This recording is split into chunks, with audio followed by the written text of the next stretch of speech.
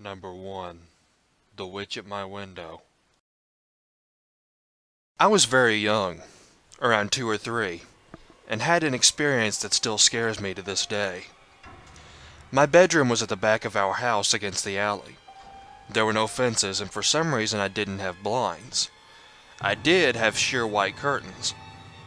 One morning, very early, probably around 4 a.m., I was up in my room with the lights on and playing. I would normally get up very early so I could watch cartoons. This was 1983, so cartoons only came on very early.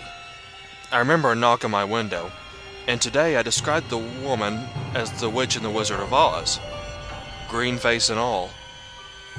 I'm sure this probably was just a regular looking person, but because they scared me and I was young, I think I just naturally formed this image. My window was open because we didn't have central air and it was summer. I don't remember if I had a conversation with this witch. I just remember the witch, who knew my name, said, "Cindy, you better be a good girl, I'll come back for you." Obviously, this scared me immensely, and I ran to my parents' bedroom. My mom didn't believe me until the next day. She went out and she saw her flowers trampled below my window by what looked like footprints. We didn't live there long or really know anyone, so I can't explain the situation. It has always sat with me in my mind, though, and even today I'm frightened of being watched through my window. I know this may not seem truly scary, but again, it was for me, and the fact that I don't remember what all was said or what this person looked like scares me even more.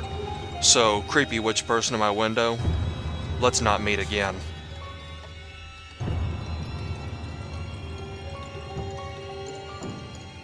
Number 2. The snakes won't bite. It's funny how things process differently when you're young. It took a couple of years to sink in how creepy my situation was. Back in 5th grade, my buddies and I used to play with airsoft guns and have our little deathmatch battles up in the hills behind our houses. We all grew up in a very safe, affluent suburban neighborhood and would regularly explore and play. One summer evening, approaching dusk, we started our match and split into 2 teams of 4. My friend Tegan and I stayed together and ran up the hill a bit to a concrete water runoff. This proved to be a great spot to hide and overlook the action from above. While up at our post, Tegan made it apparent to me that a man was watching and began descending towards us from higher up on the hill. At this point we weren't alarmed, just curious. The man approached through the tall brush and jumped the fence to where we were stationed. He looked pretty normal from what I recall, albeit his clothes were a tad dirty. The man approached my friend Tegan, immediately grabbed his arm and pulled out a syringe.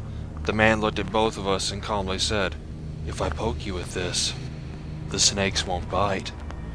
For a moment, Tegan and I were very confused. We both had this kid, we trust adults kind of mindset that was quickly challenged by this man.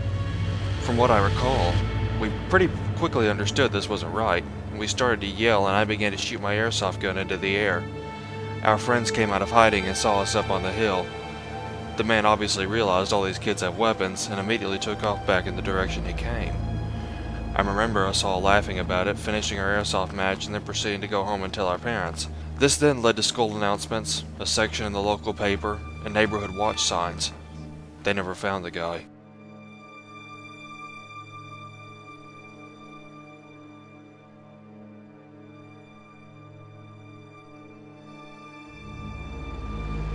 Number 3. Overly religious janitor. I attended a family reunion recently and I saw a distant cousin of mine, early mid-20s, and he told me a story about an experience he had during his 3rd year of high school. Let's call my cousin Francis. Francis was 5'4" and thin for a 17-year-old at the time, making him prone to injuries and broken bones. Apparently during his 3rd year of high school, the school he attended just hired more janitors. Totally understandable because it was big but not enough staff. So they hired several janitors, and according to my cousin, all were okay except this particular one. The janitor was in his mid-50s, clean hair and teeth, but according to my cousin there was something off about him. The guy would always carry a cross or some sage on him whenever he cleaned up classrooms, and would tell the students things like, "God bless you." He would always mumble biblical quotes under his breath. At first a lot of the students didn't mind him. Francis said that many respected him even though he did these things. One day, however, everything changed. My cousin and his 3 friends stayed behind after school one day to finish up a big project. The room was unlocked, but the teacher in charge left. Before she did, she told them to have that specific janitor lock the doors for them when they were done. So my cousin and his friends continued their group project until at one point, the janitor came in. My cousin remembered that the janitor was in a prayer pose and had his eyes closed. When he finished doing that, he watched them as they were working. After 10 or 15 minutes of staring at them, he offered to lead a religious sermon. My cousin said no because they had a project to finish. Apparently he didn't hear the no and decided to begin his sermon by saying that Francis and his friends are going to hell because they didn't want to hear the word of God. The group was already frustrated because this project was worth 25% of their grades, so they politely told him to leave. The janitor of course got angry and just lost it. He basically ran towards my cousin and punched him in the face, knocking him down on the floor. Apparently the janitor was very strong and placed all of his weight on top of Francis. His friends tried to pull the janitor off of him because he had his hands around Francis's throat. As he's choking the life out of my cousin, he's yelling, "You devil! You will burn in hell for eternity!" Francis is wheezing and basically borderline unconscious, causing panic for his friends. I guess someone heard him because another janitor came in, a female, with a broom, and beat him with it to push him off of my cousin. The janitor gets pushed off and gives Francis enough time to be pulled away by his friends and carried off to the hallway. The female janitor calls for backup, and long story short, the principal gets police and the paramedics. The janitor was screaming religious stuff as he was carried away by the officers. It turns out that the janitor dislocated my cousin's shoulder and seriously bruised his neck and ribs. Francis stayed in the hospital for a number of days. The whole experience gave him trauma, and he had to go to therapy for a few months.